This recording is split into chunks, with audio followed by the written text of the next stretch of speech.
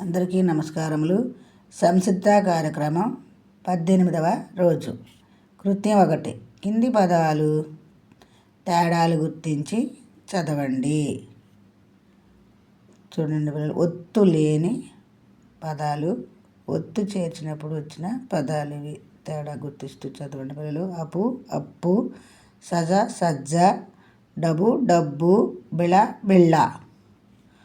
అలాగే కృత్యం 2. కింది పదాలు చదివి పట్టికలో వేరు చేసి రాయండి అన్నాడు కదా పిల్లలు.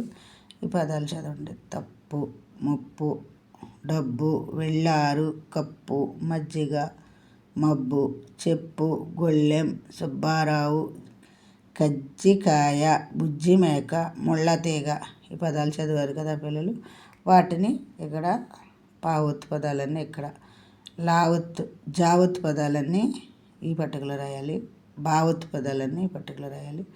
లావొత్తు పదాలన్నీ ఈ పట్టికలో ఇవి చదివి వీటిని వేరు చేసి ఈ విధంగా పట్టికలో పూరించండి పిల్లలు. అలాగే కృత్యం 3. అక్షరాలు కలుపుతూ చదవండి రాయండి అని అన్నాడు కదా. ఇక్కడ చూడండి, అక్షరాలు కలిపి అప్పు, తప్పు, ముప్పు, కప్పు ఇక్కడ విధంగా రాయాలి పిల్లలు. ఇక్కడ కూడా డబ్బు, జబ్బు, మబ్బు, రుబ్బు ఇవి కూడా ఇక్కడ ఈ విధంగా రాయాలి. కృత్యం 4.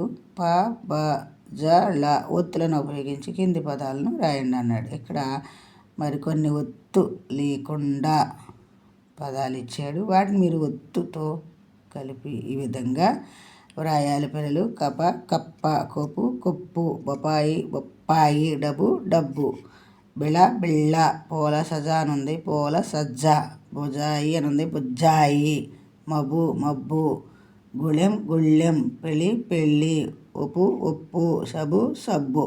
విధంగా ఒత్తులు చేర్చి మీరు పదాలు రాయాలి పిల్లలు. కృత్యం 5. ఈరోజు నేర్చుకున్న ఒత్తు అక్షరాలు లేదా పదాలు వేరు చేసి రాయండి అన్నాడు కదా. ఈ విధంగా మీరు ఏ ఒత్తు అయితే నేర్చుకున్నారో ఆ ఒత్తులు ఇక్కడ రాయాలి పిల్లలు. ఇక్కడ ఆ ఒత్తులతో ఉన్న పదాలు మీరు ఇక్కడ పట్టికలో ఈ విధంగా రాయాలి. ఈ విధంగా 18వ రోజు సంసిద్ధ కార్యక్రమం పూర్తి చేయాలి పిల్లలు.